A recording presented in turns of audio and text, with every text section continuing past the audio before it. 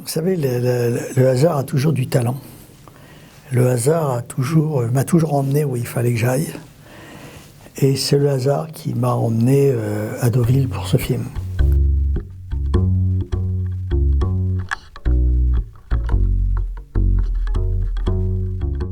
La veille au soir où tout a commencé, je venais de terminer un film qui s'appelait Les Grands Moments. Et ça se présentait très mal, très très mal. La projection qui avait lieu à Paris, c'était très mal passé. Les distributeurs, les producteurs, les critiques n'avaient pas trop aimé et j'étais vraiment désespéré. Donc j'ai pris ma voiture. Comme à chaque fois que je vais pas bien, c'est dans ma voiture que je me réfugie et je roule au hasard. Et ce soir-là, j'ai pris l'autoroute de l'Ouest. J'ai roulé très vite, très vite. J'avais presque envie d'avoir un accident, tellement j'étais désespéré. Je venais de faire mon 6e film et je me suis dit ça va être un 6e échec. Donc j'étais vraiment très malheureux. Et donc j'ai roulé. Et puis à 2h du matin, je suis arrivé à Deauville. Je suis arrivé à Deauville sans savoir que j'allais à Deauville.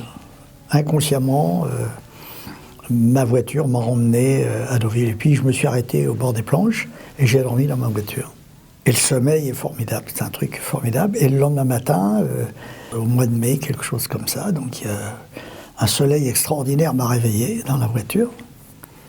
Et la mer était à marée basse, c'était magnifique, il y avait une lumière incroyable. Et à marée basse, très loin de moi, il y avait une femme qui marchait sur la plage avec un enfant et un chien qui gambadaient. Et je me suis dit, mais qu'est-ce que fout cette femme à 6h du matin à Deauville La silhouette de cette femme était magnifique. L'enfant, le chien, l'image était tellement belle que je suis sorti de la voiture, j'ai respiré un coup et j'ai marché vers elle. Et en me posant la question de savoir ce que faisait cette femme à cet endroit, à ce moment-là, a commencé à venir l'histoire d'un homme et d'une femme. Je me suis reprécipité dans ma voiture pour prendre 2-3 notes. Après, je suis allé dans un bistrot qui était en face de la gare de Deauville, qui était le seul ouvert. Et en l'espace d'1 heure, j'ai pratiquement écrit l'histoire du film d'un homme et une femme, enfin les thèmes principaux. Et après, j'étais fou de joie, je me suis dit, mais une histoire toute simple, merveilleuse, extraordinaire, sur la reconstruction d'une femme. Et c'est vrai que moi, j'avais besoin de me reconstruire.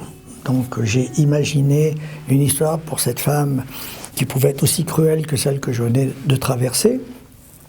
Au lieu que ce soit un film, c'était l'homme qu'elle avait perdu. Et en rentrant sur Paris pour expliquer à Pierre Witterhoven, qui est mon co-scénariste, l'histoire que je venais d'inventer et de créer. Il m'a dit c'est génial, extraordinaire, on se met au travail. Voilà, et en l'espace de, disons, 1 mois, on a écrit l'histoire d'un homme et une femme. Et après, on est allé de miracle en miracle. On n'avait pratiquement plus d'argent, on n'avait plus rien. Donc on a fait ce film avec rien. Et comme la contrainte sollicite l'imagination, on a été obligé de faire preuve de beaucoup d'imagination. Ensuite, j'ai tout de suite pensé à Jean-Louis Trintignant parce que je savais qu'il voulait tourner avec moi depuis un petit bout de temps. Et dans un premier temps, j'avais pensé à Romy Schneider. Puis je l'ai rencontrée, on a beaucoup parlé ensemble. Et puis, bon, elle était merveilleuse, mais je trouvais qu'elle jouait. Et moi, je cherchais une femme. Je cherchais un homme et une femme, et non pas un acteur et une actrice. Voilà. Et c'est comme ça qu'en parlant avec Trintignant, on est arrivé à Anouk Aimée, qu'on a appelé et qui a été enthousiaste. Voilà. Et après, bon, on est allé de miracle en miracle. Je suis revenu à Deauville en plein hiver, au mois de décembre, parce que les lumières, c'est les plus belles lumières de l'année, c'est pendant le mois de décembre, parce que vous avez tous les temps dans la même journée. Il pleut, il neige, il grêle. C'est une folie de lumière. Et c'est vrai que le mois de décembre, à Deauville, est un mois extraordinaire pour les lumières. Il fait chaud, il fait froid, enfin c'est n'importe quoi.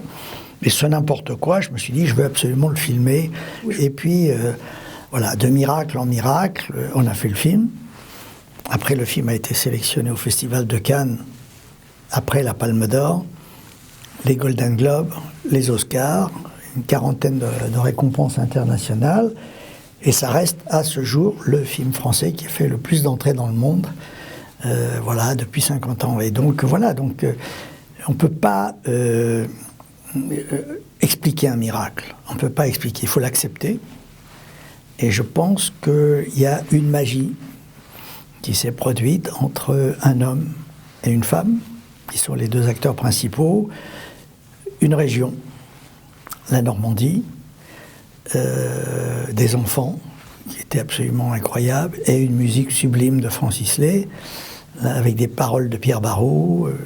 Et puis voilà, 50 ans après, on se retrouve à nouveau à Cannes, et on a présenté le film là à Cannes, et il a eu encore plus de succès qu'il y a 50 ans. Donc le film est bien vivant, et comme on a complètement restauré le film, l'image est encore plus belle aujourd'hui qu'il y a 50 ans, le son aussi.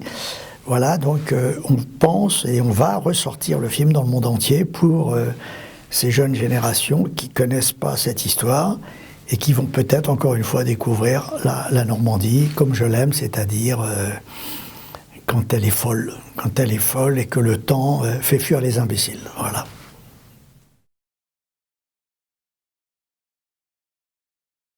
C'est mon cœur qui m'a amené en Normandie. C'est pas un choix. J'ai pas dit je pars en Normandie. Je me suis retrouvé d'un seul coup en Normandie. Donc ça voulait dire que intrinsèquement j'avais en moi ce point de repère. Et c'est vrai que à chaque fois que je vais pas bien, à chaque fois que j'ai un coup de blues, mon meilleur médicament c'est la Normandie. J'ai très envie un jour de faire un film qui se passerait justement à Tourgéville, où j'ai construit des manoirs. Il y a un manoir rond que j'ai construit à Tourgéville en prévision d'un film qui se tournerait en Normandie. Alors je ne sais pas quand est-ce qu'il va se tourner, mais il est probable que je vais revenir tourner un jour en Normandie.